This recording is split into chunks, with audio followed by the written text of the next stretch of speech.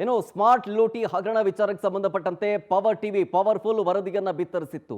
ಈ smart meter ಲೂಟಿ ವಿಚಾರಕ್ಕೆ ಸಂಬಂಧಪಟ್ಟಂತೆ ಇಂಧನ ಸಚಿವರಿಗೆ ಪವರ್ ಶಾಕ್ ನೀಡಲಾಗ್ತಾ ಇದೆ. ಪವರ್ಫುಲ್ ವರದಿಯ ಬೆನ್ನಲ್ಲೇ ಸಚಿವ ಕೆಜೆ ಜಾರ್ಜ್ ಅವರಿಗೆ ಇದೀಗ ಸಂಕಷ್ಟ, ಶಾಕ್ ಎರಡೆರಡು ಒಟ್ಟೊಟ್ಟಿಗೆ ಆಗ್ತಾ ಇದೆ. ಈ ಕೇಸಲ್ಲಿ ಸಚಿವ ಕೆಜೆ ಜಾರ್ಜ್ ವಿರುದ್ಧ ಕಂಪ್ಲೇಂಟ್ ದಾಖಲಿಸುವುದಕ್ಕೆ ಕೋರ್ಟ್ ಸೂಚನೆ ಕೊಟ್ಟಿದೆ. ಆರೋಪಿಗಳ ವಿರುದ್ಧ ಎಫ್ಐಆರ್ ದಾಖಲಾಗಬೇಕು ಅಂತ ಕೋರ್ಟ್ ಆದೇಶ ಕೊಟ್ಟಿದೆ.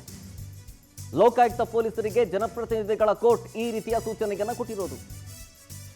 ಈ ದೂರು ದಾಖಲಾಗ್ತಾ ಇದ್ದಂತೆ ಕೈಗೊಂಡಂತಹ ಕ್ರಮಗಳ ವರದಿಯನ್ನ ಕೊಡಿ ಅಂತ ಕೋರ್ಟ್ ಸೂಚನೆ ಕೊಟ್ಟಿದೆ.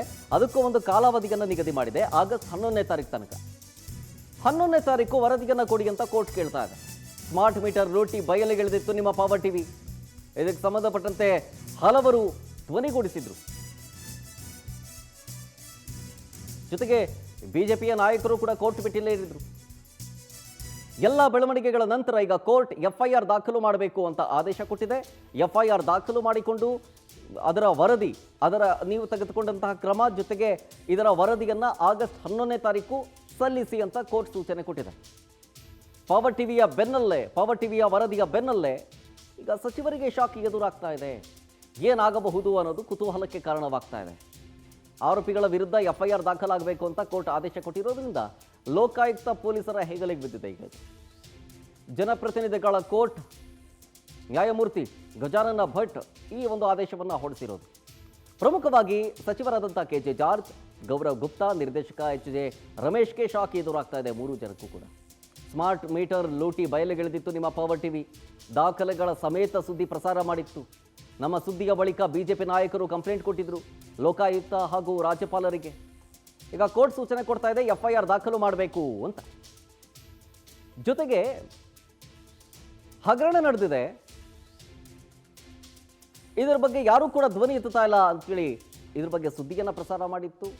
ಆಮೇಲೆ ಅವೈಜ್ಞಾನಿಕವಾಗಿ ರೇಟ್ಗಳನ್ನು ಫಿಕ್ಸ್ ಮಾಡಲಾಗ್ತಾ ಇದೆ ಅಂಥೇಳಿ. ಸೊ ಈಗ ಎಫ್ಐಆರ್ ದಾಖಲು ಮಾಡಬೇಕು ಅಂತ ಕೋರ್ಟ್ ಸೂಚನೆ ಕೊಟ್ಟಿರೋ ಬೆನ್ನಲ್ಲೇ ಈಗ ಸಂಕಷ್ಟ ಎದುರಾಗ್ತಾ ಇದೆ. ಡೀಟೇಲ್ಸ್ ಕೊಡ್ತಾರೆ ಇದ್ರ ಬಗ್ಗೆ ನಮ್ಮ ಪ್ರತಿನಿಧಿ ದೀಪಾ ಕುಕ್ಕುಬಾಡ ಲೈವ್ನಲ್ಲಿ. ದೀಪಾ, ಇಂಧನ ಸಚಿವರಿಗೆ ಈಗ ಪವರ್ ಶಾಕ್ ಎದುರಾಗ್ತಾ ಇದ್ದು ಕೋರ್ಟ್ ಎಫ್ಐಆರ್ ದಾಖಲು ಮಾಡಬೇಕು, ಜೊತೆಗೆ ಅದರ ವರದಿಯನ್ನು 11ನೇ ತಾರೀಕು ಸಬ್ಮಿಟ್ ಮಾಡಬೇಕು ಅಂತ. ಸೊ ಈ ಪ್ರೊಸೀಜರ್ ಹೆಂಗಿರುತ್ತೆ ಅಂತ?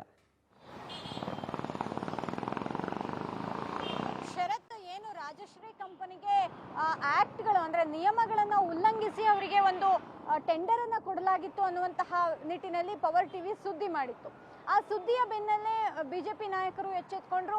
ದೊಡ್ಡ ಹಗರಣ ಇಲ್ಲಾಗಿದೆ, ಸುಮಾರು 5,000 ಕೋಟಿ ಎಷ್ಟು ಹಗರಣ ಅನ್ನುವಂತಹದ್ದಂದ್ರೆ 5 ವರ್ಷಕ್ಕೆ ಅವರಿಗೆ ಟೆಂಡರ್ ಕೊಟ್ಟಿರೋದ್ರಿಂದ ಸುಮಾರು 5,000 ಕೋಟಿಯಷ್ಟು ಹಗರಣ ಆಗತ್ತೆ ಅನ್ನುವಂತಹ ನಿಟ್ಟಿನಲ್ಲಿ ಲೋಕಾಯುಕ್ತ ಮತ್ತೆ ರಾಜ್ಯಪಾಲರಿಗೂ ಕೂಡ ದೂರನ್ನ ಸಲ್ಲಿಕೆ ಮಾಡಿತ್ತು. ಪ್ರಮುಖವಾಗಿ ಇಲ್ಲಿ ಒಂದಿಷ್ಟು ಡೀಟೇಲ್ಸ್ ಅನ್ನ ನೋಡೋದಾದ್ರೆ ಸುಮಾರು 2,000 ಇರುವಂತಹ ಒಂದು ಹೊಸ ಸ್ಮಾರ್ಟ್ ಮೀಟರ್ಗೆ ಸರ್ಕಾರ ಅಂದ್ರೆ ಆ ರಾಜಶ್ರೀ ಕಂಪನಿ 4,998 ರೂಪಾಯಿಯನ್ನ ಬಿಲ್ ಮಾಡ್ತಿತ್ತು.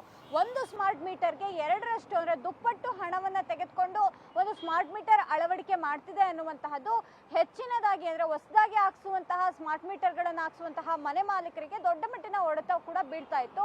ಆ ನಿಟ್ಟಿನಲ್ಲಿ ದೂರು ಏನು ದಾಖಲಾಯಿತು, ಕೂಡಲೇ ಎಚ್ಚೆತ್ತಂತಹ ಪೊಲೀಸರು ಇದರ ತನಿಖೆ ನಡೆಸಿ ಏನು ಜನಪ್ರತಿನಿಧಿಗಳ ನ್ಯಾಯಾಲಯಕ್ಕೆ ಇದೊಂದು ಸಬ್ಮಿಟ್ ಅನ್ನ ಮಾಡ್ತಾರೆ. ಅಲ್ಲಿ ಏನು ನಿನ್ನೆ ನಡೆದಂತಹ ವಾದ ಪ್ರತಿವಾದದಲ್ಲಿ ಕೆಜೆ ಜಾರ್ಜ್ ಸೇರಿದಂತೆ ಇಲಾಖಾ ಅಧಿಕಾರಿಗಳು ಅಂದ್ರೆ ರಾಜಶ್ರೀ ಕಂಪನಿಗೆ ಟೆಂಡರ್ ಕೊಡುವಂತಹ ನಿಟ್ಟಿನಲ್ಲಿ ಯಾವ್ಯಾವ ಅಧಿಕಾರಿಗಳು ಭಾಗಿಯಾಗಿದ್ರು ಆ ಅಧಿಕಾರಿಗಳ ಮೇಲೆ ಗೌರವ್ ಗುಪ್ತನೂ ಸೇರಿದಂತೆ ಯಾವ್ಯಾವ ಅಧಿಕಾರಿಗಳು ಭಾಗಿಯಾಗಿದ್ರು ಅವರ ಮೇಲೆ ಇದೀಗ ಎಫ್ಐಆರ್ ದಾಖಲಿಸೋದಕ್ಕೆ ಸೂಚನೆಯನ್ನ ನೀಡಲಾಗಿದೆ.